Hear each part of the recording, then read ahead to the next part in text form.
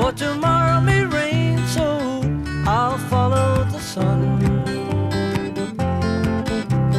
Someday you'll know I was the one. But tomorrow may rain, so I'll follow the sun. Ég sem sagt fædd hérna á Hvolsvelli og fædd í hjónarúmi foreldra minna. Ég handan við götuna. Og móðir mín, Margrét Gísladóttir, rúmlega níræð, spræk og hress og minnugri heldur en við börnin hennar. Faðir minn hét Pálmi Eyjólfsson og sem sagt móðir mín fljótslingur. Pabbi ólst upp frá 10 ára aldri undir Eyjafjöllum, í Neðradal, undir Eyjafjöllum, því hann missti móður sína unga, annars var hann fæddur í Reykjavík og ólst upp í Reykjavík þar til móður hans lést. Og þau eru sem sagt ein af þessum frumbýlingum hér á Hvolsvelli og sem sagt kaupfélag venn og upphaf og endir alls hér í forðum daga og þar unnu þau saman. Þar til að þau fóru síðan, faðir minn fór að vinna á sýsluskrifstofunni, sýslufulltrúi hjá Birni Björnssyni sýslumanni, en Björn Björnsson fór á þing og var mikið í burtu og það mætti ýmislegt á föðurmínum þess vegna. Ég á 2 systkini. Eldri systur sem heitir Guðríður Björk Pálmadóttir og hún sölumaður í Reykjavík og svo á ég bróður sem heitir Ísólfur Gylfi Pálmason og sveitarstjóri hér á Hvolsvelli og hann 5 árum yngri en ég og hefur einhvern veginn elt mig alla tíð á röndum og mér nú afskalega minnstætt þegar að hann fæddist náttúrulega heima og ég var mikil mömmustelpa og heyra óhljóðin í móður minni þegar þetta barn var að fæðast, ætlaði bara gjörsamlega að ganga frá mér og ég man bara, ég lá og bara hélt fyrir eyrun á meðan á þessu stóð, svo fæðist þessi strákur og það svo skrítin hljóð í honum þegar hann fæðist. Mér fannst það bara mjög svipað eins og í hænsnunum, í hænsnakofanum bak við hús. Svo ég segi bara mömmu, heldur þú bara, mamma, þetta sé ekki hani? Nei, hún vildi meina að þetta væri bara, og þessi á mömmu svona hamingju sama með drenginn, sko, afbrýði sér minni með blossaði þvílíkt. Jæja, hún var ekki til í að setja hann neitt út í hænsnakofa, en nú ég stödd í húsi afa míns og ömmu. Það reisti hér hús upp úr 1940 og þetta var eitt af fyrstu húsunum á Hvolsvelli sem risu. Áður hafði risið kirkja, kaupfélag, símstöð og 2 önnur hús. Og sem sagt að þetta hús var mér afar kært alla tíð frá því ég man fyrst eftir mér. Því afi minn og amma voru einstök hjón og gerði mikið fyrir okkur barnabörnin og ég ekki frá því ég hafi verið í töluveru upphaldi því ég fékk nafn ömmu minnar og henni fannst ekki vera. En það sem mér kannski allra minnistæðist frá fyrstu bernsku langafa mín og kona sem fylgdi henni meðan hún lifði sem hét Kristín en amma mín hét Margrét Guðnadóttir frá Miðkoti Fljótslið og flutti hingað á Hvolsvell með afa og ömmu 1942. Og því ég barn þá rúm hennar hér í herberginu við hliðina á okkur.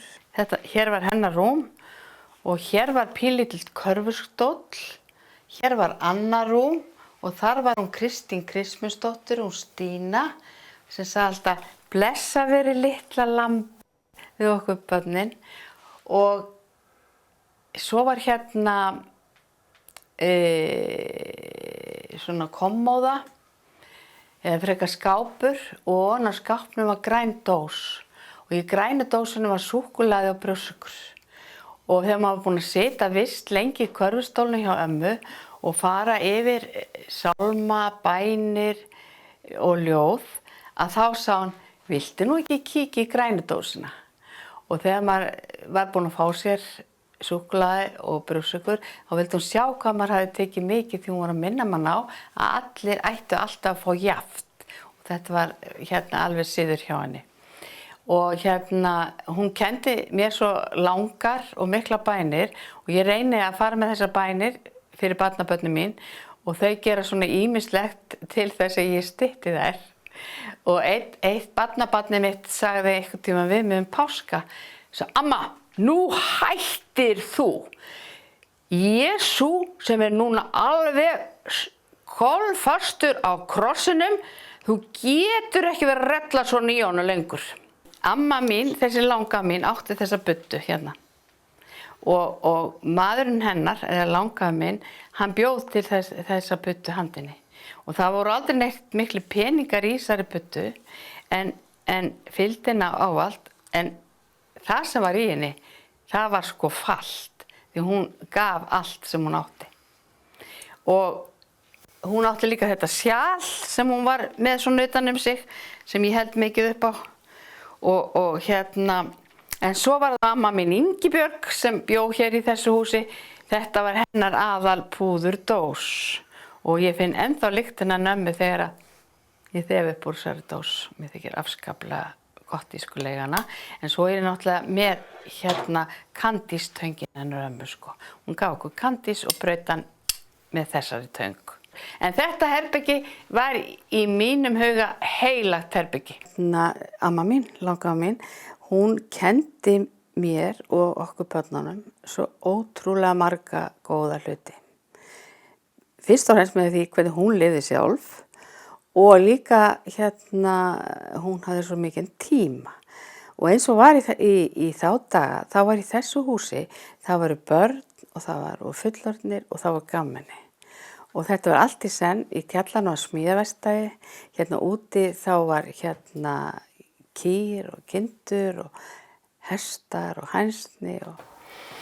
Jæja, nú kem ég út úr Ömmubæ, en þetta hús var alltaf kallaður Ömmubær, því að hér voru 2 ömmur og við krakkarnir hér kölluðu þetta alltaf Ömmubæ.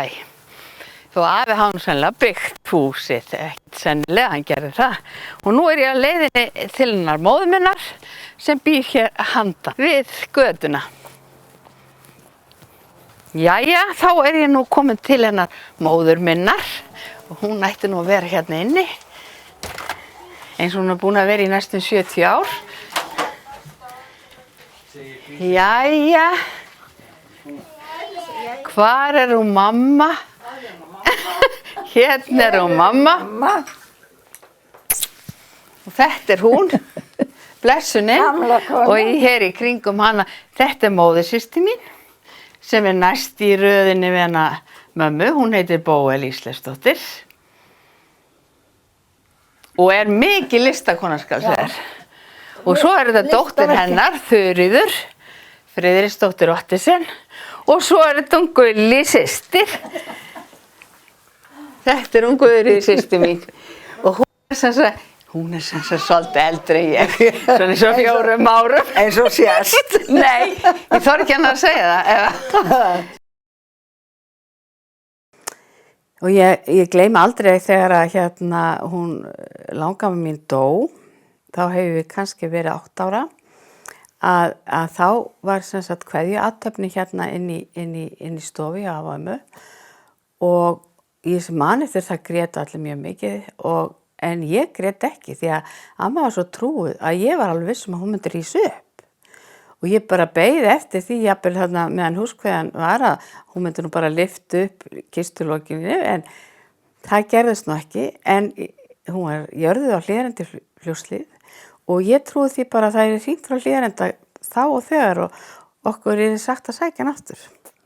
Þannig að þá hún hérna talandi trú að þá var það nú siður foreldra minna að þau voru hérna mjög kirkjurækin og voru í mörg ár með hérna sáum kirkjunni hér á Stóruskóli. Og ef það ekki mest á Stóruskóli þá fóru þau í hérna annarkoð Stóradalskirkju undir Eyjafjöllum, Breiðabólstað í Fljótshlíð eða Hlíðarendi Fljótshlíð. En þetta dugði mér ekki. Ég þurfti líka að fara í Hvítasunnuhöfnina og frændi mínir í Kirkjulækjarkoti í Fljótshlíð ráku hérna svona sunnudagsskóla og þeir komu á Dodds Víbon á hverjum sundarsmorgni að maður heyri bara dutt þegar að Doddsinn kom og við nokkri krakkar fórum með þeim í inn í kot og hlustum þar á ýmislegt ágætt.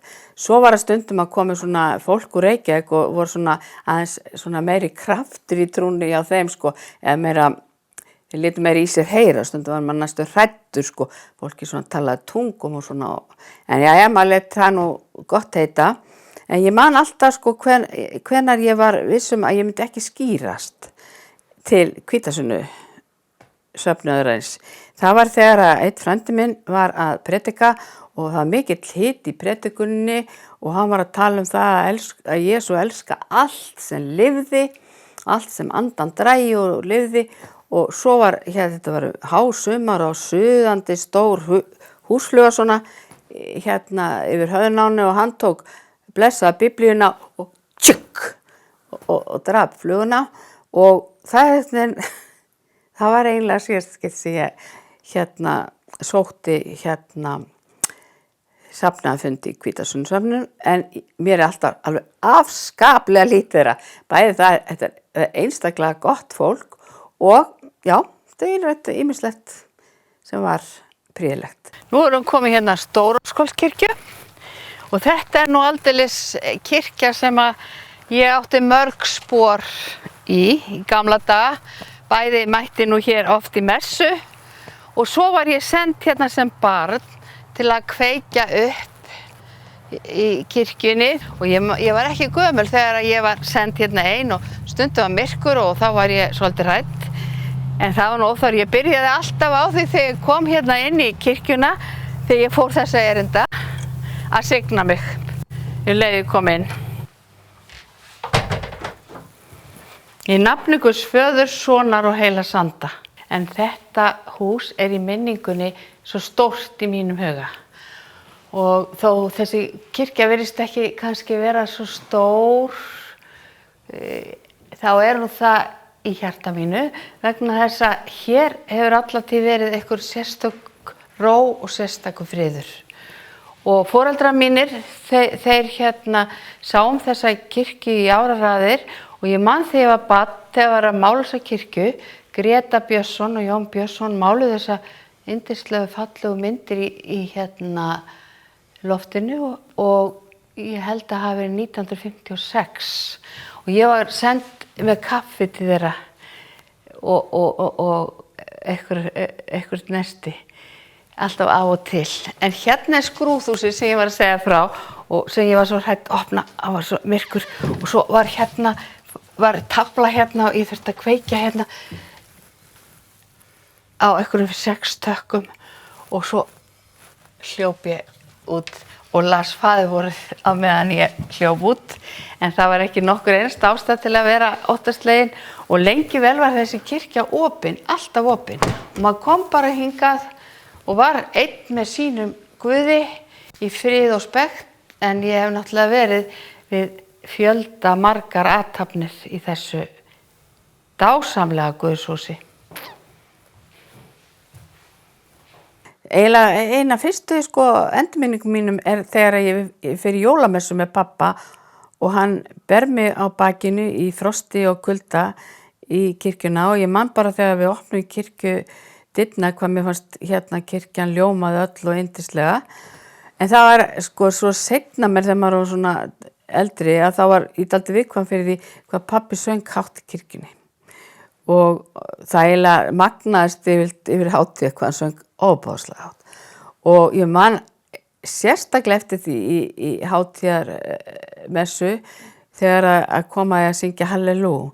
Hallelú, hallelú, hallelú, halleluja. Og þá alveg magnaðist það upp. Og þá stundum og maður sagði stundum pabbi, viltu syngja aðeins lagri í dag? En hann gleymdi því oft. Ég fór náttúrulega í skóla í 7 ára eins og vera bara, en í barnaskólinni hérna var við hliðina á kirkjunni. Og það var bara eldri og yngri deild. Og þegar ég byrja í skóla allir höfum verið nema 7 í mínum bekk. Nú er ég komin í barnaskóla minn gamla, Hvolsskóla. Hérna voru skólastjórahjón, Birna Frímannsdóttir og Trúmann Kristjansen og þau byggu hérna í þessu húsi. En hér handan var skólahúsið og skólahúsið var allt í senn, það var skóli og íþróttasalur, það var bókasafn og það var aðal hérna skemmtistaður Kolhreppinga.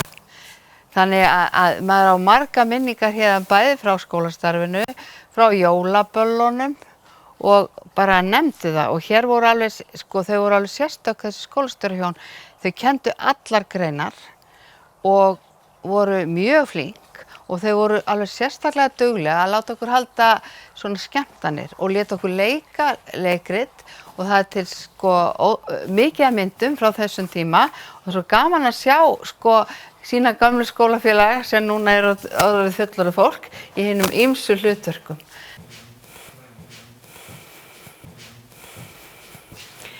Það eina sem ég á ekki góðar endurminningar þegar ég kem hérna inn í þessa stofu, það er handavinnutímarnir. Ég var alveg ótrúlegur klauf í handavinnu. Aftur á móti móðir mín er mikið hannyrðakona og hún hjálpaði stundum við að klára svona koddaverin og pottaleppana og allt það og hún gerði það vel og ég var alltaf hissa, ég fékk aldrei samt háar einkunnir því vegna þess að kennari veist innst inni, þetta gat ekki verið ég sem hafi klárað þetta. Og ég átti yndislega skólasystur sem ég satt hjá alveg frá hérna upphafi vega og síðan allan gagnfræðaskólann þegar ég fór í skólaskóla. Þannig að hún heitir Helga Björg Pálsdóttir og býr á Efrahvoli og býr enn á Efrahvoli og það dugði okkur ekki að hittast í skólanum, heldur hringdustum við á hverjum degi. Það var sími 9 heim hjá mér og sími númer 15 heim hjá henni. En hérna, já, mér líka ægilega minnistætt hérna þegar ég var að fara í skólan. Mótnana þá vakti alltaf skólabróður minn. Hann heitir Ágúst Gíslason og býr nú ekki hér lengur frekar en ég. Og hann átti heima hér í götunni og ég bankaði alltaf glugga hjá hann. Ágúst minn eftir ekki að koma í skólan og svo leitust við í skóla. Og svo var það þannig að við vorum eiginlega bara alveg búin að ákveða það ég og þessi skólabróður minna að við ætluðum bara að gifta okkur þó við værum ekki eldri en 7 ára. Og það var líka svo mikið að praktískum ástæðum vegna þess að foreldrar okkar hafðu bæði keypt ískáp í fyrsta skipti og það var svo myndalegur tréskápur yfir ískápnum. Og þetta fannst okkur svo upplatt byggingarefni að leggja þessa 2 kassa saman og þarna ætlum við að byrja búskap. Og þessi skólabróður minn og vinur, hann ætlaði að vera sem sagt vörubílstjóri og verkstjóri helst og mér fannst rosalega flott ef ég gæti orðið ráðskona í þessum vegavinnuflokki hans. En svo gerist bara virkilega sorglegi hlutir að það kemur hér svo ung og fögur stúlka í þorpið, læknisdóttir með hvítt hár og blá augu og hann verður bara algjörlega afhuga mér, Gústi. Og þá var það einhvern veginn þannig að það breyttist áhugamál mín. Og ég man það eins og gerst í gær að minn yndislegi kennari Birna Frímannsdóttir, hún er að spyrja okkur í bekknum hvað ætlaði að verða þegar þið verið stór og þá er ég bara 7-8 ára og ég segi hjúkrunarkona og ég var alveg viss ég ætlaði að verða það og það var svolítið svona að mér fannst þá svona ég ætlaði að fórna mér sem ég hef svo sem aldrei gert en ég hefði bara verið að nunna upp úr þessu ást og sorg en það kom nú fljótt aðrir ungir sveinar sem að mér leist ágætlega á þannig að ég lét nú bara hjúkrunarna næja. Svo á haustin þá fór maður í sláturhúsið í Djúpadal sem er hérna rétt hjá og það var nú bara afskaplega mikil og góð uppgrip. Ég var nú alltaf í vömbunum minni svo skera vambirnar, skóla og górin úr og svona, mér finnst þetta óskaplega skemmtileg vinna. Man ennþá eftir því að horfi bara sko hvernig þetta var þar sem við borðuðum inn í sama herbyggi og við sváfum, þannig konurnar sváfu í einu herbyggi, karlarnir í öðrum. En það var nú ekki kannski það sem mann mest eftir heldur þegar að hafragrauturinn kom mótnana í hvítum emilurum vaskuhötum og það var sem sagt þá eftir að við vorum búin að vera kannski klukkutíma út í sláturhúsi og allir voru sko svo með sko slátur svona á handleggjónum, ekki alveg hreinir og voru svona að borða hafragrautinn og fyrst það mann dálítið lengi að koma þessu niður en allt fór nú niður fyrir rest. En svo var annað þegar að maður þurfti að póka kjöt á mótnana þá þurfti maður að byrja svo rosalega snemma og þá fekk maður að sofa þarna út í Djúpadal og mér afskaplega minnistætt að mér finnst eins og í huganum að ég hef aldrei komist í eins mikla lífshættu eins og þarna í neðri kojunni þarna sem ég svaf vegna þess að þetta voru afskaplega veikbyggða kojur og í efri kojunni var svo fjörugt par þó þetta væri nú bara fyrir konur þessi klefi að þá koma alltaf eitthvað piltur þarna í efri kojuna og það var eins og þau ætti bara svo með að sofna og þetta var bara alveg þvílíkt þarna að ég beið alltaf eftir bara að dýnan og þau hlunkuðust niður á mig. Ég skildi bara ekki dísu og ég sagði bara einhvern tíma við piltinn, heyrðu, er ekki betra fyrir þig að vera í annarri koju?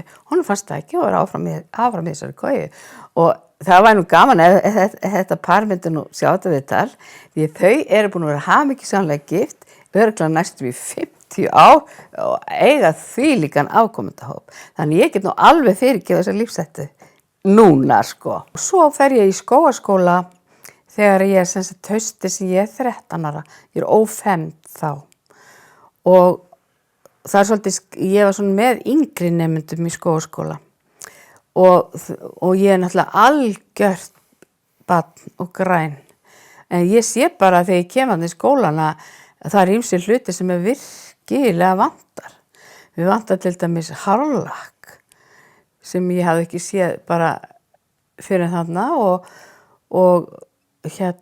ég man ennþá hvað hét því draumur hann svo mikið eignast að hét All Set hárlakk því þar voru alveg stíf túberar allar saman með hárlakk og svo þurfti líka meik og meiki í þá daga var svona alveg þykkt og hjúpaði algjörlega andlitið þannig að maður var svo múmja og ég þurfti líka að eignast það og eignaðist það. Svo fór maður bara einu sinni fyrir jól og einu sinni eftir jól í heim. Maður var bara heimavist í skógaskóla. Og ég man þegar mamma kom og sótt mér í rútuna niður við kaupfélag og sá mig þarna algjörlega útklínda í málingu barnið og þú berraði alveg hent svona og hún bara guð að hjálpa þessu að hvað er að sjá þig barn? Og allir strákarnir heyri þetta og mamma skyldi leyfa sér að segja barn við mig og ég sem var orðin þessi dama. Jæja, þessi fyrsti vetur í skógaskóla gekk nú bara svona þannig að ég held að ég hafi lagt meiri stund á sem sagt að líta vel út heldur en lesbækunar, ég held það. Og heldur var það þannig. Og svo var nú svona krakknir svolítið að draga sér saman og svona. Og ég fékk svona ástabréf frá pilti sem spurði hvort ég væri ekki tilbúin bara að verða kærastan hans. Og ég hafði nú bara tölulegan áhuga fyrir að prófa þetta og ég man eftir því að við fórum í útvistatíma sem var alltaf í eftirmiddaginn eftir skólan og hittumst. En við vorum nú ekki mjög fróð þetta nema hvað við vissum að það var kærustupör á svæðinu og við höfum bara bæði áhuga fyrir að vera í þeim hópi. Svo man ég eftir að við tókum svona utan á hvort annað og ég fór svona öxlina á honum smá stund og svo var ég opbóðslega þreytt í hálsunum þannig ég fór hinum megin og var líka þreytt og ég sá að hann var líka bara alveg rosalega þreyttur á þessu. Svo við fórum náttúrulega hvor okkar leið og ég skrifaði honum uppsagnarbréf eftir þetta og sagði að ég held að þetta gengi bara ekki. Og ég held að þetta hafi verið eina ástarsambandi sem ég lenti í þarna í skólanum yfir höfuð. Því að mér fannst þetta alveg rosalega eitthvað svona þvingandi og þreytandi. Já, en fermingardagurinn er mér mjög ljóslifandi og við vorum held ég 7 sem femtust og ég var búin að ákveða það að ég ætla að vera alveg sérstaklega stillt og brúð. Ég var nú ákaflega hlátumild á þessum tíma og þurfti ofta að passa mig mjög að hlæja ekki á vitlausum tímum. Og vinkona mín Helga situr náttúrulega við hliðina á mér og svo erum við öll þarna, fermingarsystkinin. Svo þegar göngum upp altarinu og erum að krjúpa og við erum að fá heilagt sakramenti og þegar að einn faðirinn er að fá brauðið upp í sig, þá missir hann góminn fram. Svona fölskutennurnar detta hann með glænýjar falska tennur. Og þetta er náttúrulega til þess að pabbi springur, veist ég. Ég meina pabbi byrja að hlæja og síðan bara hló allt sístemmið og náði þessi bara ekkert niður. En það var ekki sem sagt mér að kenna, það var pappa að kenna. Hann alveg hristist allir og hló eins og hann hló mest. En þetta var náttúrulega aukaatriði. Jæja, eftir þessa fermingu þá fór ég í fiskvinnslu til Vestmannaeyja, sem sagt 14 ára gömul, þetta sumar. Og þar að koma til Vestmannaeyja, það var bara eins og að koma fyrir sveitastelpu eins og að koma í stórborg. Ótrúlegt. Og og þetta sumar kynntist maður alveg bara nýju lífi, bæjar og borgar lífi. Og já, og það sem minnistæðist sko fyrir utan vinnuna, ég var í Ísfélaginu, að það var svona á sunnudögum að það var svona kallað rekstrasjón, það var dansað milli 3 og 5.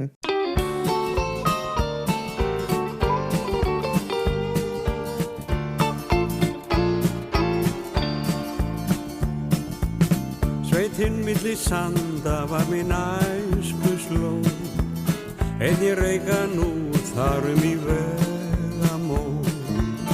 Gamli draumar rifjast upp við sérhvern hól og það svo margt að minnast á. En þá líður lækurinn dal og kjún, fljúga farir fuglarnir himininn. Já, það margt á dagana drifið, síðan maður rungur í fiskvinnslu í Vestmannaeyjum eitt sumar og ég hef aldrei fengið að upplifa margt. Ég miða nú alltaf við að fara í hjúkrun að nám sem ég gerði og naut og það það besta starf sem ég hef unnið á ævinni. Hef ég nú komið víða við, en það svona þakklátasta og skemmtilegasta starfið.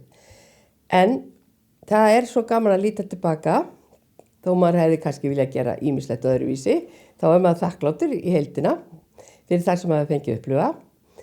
Og mér langar oft sko að fylgjast betur með unga fólkinu lengur, sjá hvernig þeim vegna þess að þeir hafa upplifað allt annað en ég upplifiði og allt gengur svo hratt fyrir sig.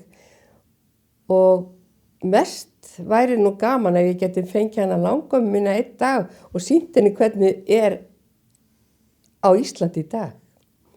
Því að það sem að hún upplifði og lifði við og var svona glöð og ánægð svo öðruvísi heldur en við þekkjum í dag. Og til dæmis bara það eitt að ég satt löngum stundum hjá henni og horfði út gluggann á norðurljósin og hún varðaði mig mjög við því. Hún sagði að maður mætti ekki horfa svona mikið í norðurljósin vegna þess að þá geti maður orðið viðskertur. Og ég held að hafi verið vegna þess að þetta var svo mikil birta og þetta fólk var vant svo miklu myrkri og bjó í litlum kofum með litla týru og svo allt í einu opnaðist himinn með þessum miklu ljósum og það bara var svo undarlegt fyrir þeim að sjá.